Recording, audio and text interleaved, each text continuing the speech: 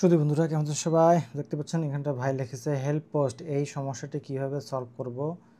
যে পোস্টে এই সমস্যাটা আসছে এটা আমি রিমুভ করে দিয়েছি, কারো জানা থাকলে বলবেন।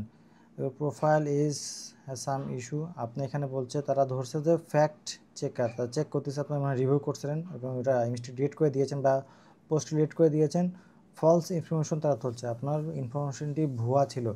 যদি ফলস ইনফরমেশন যদি ধরে, আপনি এটা রেফারেন্স দিয়ে ঠিক করতে পারতেন। আপনি যদি কোনো নিউজ পোর্টাল সাইট থেকে নিয়েছেন, সেই নিউজ পোর্টালের লিঙ্কটা এখান দিয়ে আপনি এটাকে ভেরিফাই করতে পারেন।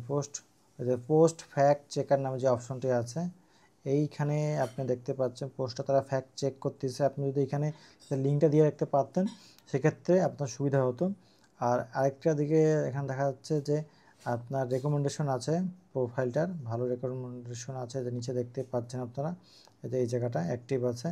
তো সেই ক্ষেত্রে আমি বলবো যে আপনি যদি মেটা ভেরিফাই করেন সেক্ষেত্রেও কিন্তু এটা করা সম্ভব। অনেক সময় মেটা ভেরিফাই করলে আপনার প্রোফাইলে কিছু ইস্যু হাইড হয়ে যায় অটোমেটিক, তারা ট্রাস্ট করে আপনাদেরকে, কারণ আপনার এনআইডি কার্ড দিয়ে ভেরিফাই করতে হয়।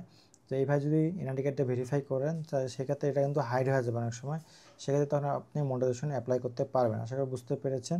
ধন্যবাদ।